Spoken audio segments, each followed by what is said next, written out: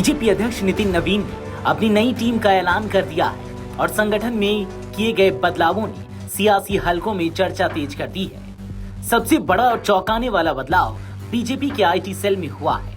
करीब 11 साल तक पार्टी के आईटी सेल की कमान संभालने वाले अमित मालविया को अब इस जिम्मेदारी से मुक्त कर दिया गया है। उनकी जगह दीपक महस्के को बीजेपी आईटी सेल का नया अध्यक्ष बनाया गया है।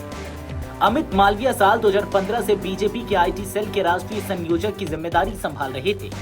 सोशल मीडिया और डिजिटल प्लेटफॉर्म पर बीजेपी के संदेश को मजबूती से आगे बढ़ाने में उनकी अहम भूमिका रही। खास तौर पर चुनावों के दौरान बीजेपी की डिजिटल रणनीति को लेकर अमित मालविया लगातार सुर्खियों में रहे हैं।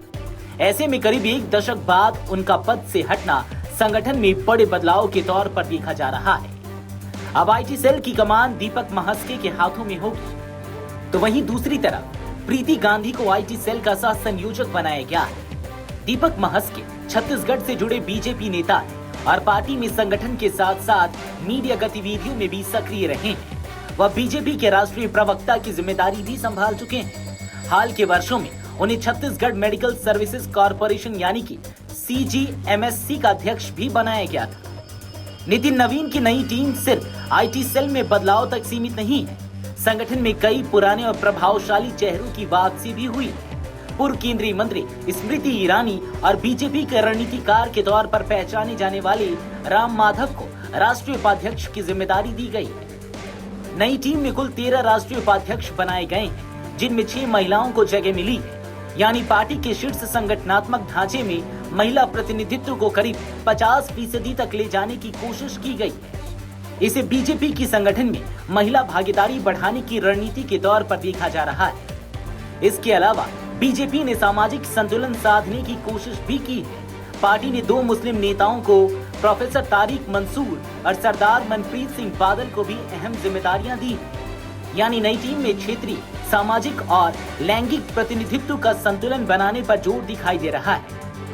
वहीं संगठन में उत्तर प्रदेश की भूमिका भी खास है। बीजेपी के 8 महामंत्रियों में 2 नेता उत्तर प्रदेश से हैं। आगामी विधानसभा चुनावों को देखते हुए इन नियुक्तियों को महत्वपूर्ण माना जा रहा है।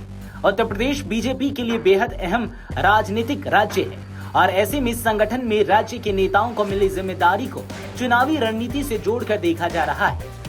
सबसे ज्यादा चर्चा स्मृति ईरानी की संगठन में वापसी को लेकर है। 2024 के लोकसभा चुनाव के बाद वह सक्रिय राजनीति में अपेक्षाकृत कम दिखाई दी थी। अब राष्ट्रीय उपाध्यक्ष के तौर पर उनकी वापसी को बीजेपी की रणनीति और संगठनात्मक संदेश के लिहाज से अहम माना जा रहा है। कुल मिलाकर नितिन नवीन की नई टीम में अनुभव और नए चेहरों का मिश्रण दिखाई देता है। एक तरफ अमित मालविया जैसे लंबे समय से जिम्मेदारी संभाल रहे चेहरे को आईटी सेल से हटाया गया, तो दूसरी तरफ दीपक महस्के को डिजिटल संगठन की कमान देकर बीजेपी ने नई दिशा का संकेत दिया है। वहीं स्मृति ईरानी और राम माधव जैसे पुराने चेहरों की वापसी महिला प्रतिनिधित्व और सामाजिक संतुलन पर जोर बताता है कि बीजेपी की नई टीम आने वाले चुनावों को ध्यान में रखते हुए संगठन को नए सिरे से धार देने की कोशिश कर रही है। Video desk अमरउजाला.com।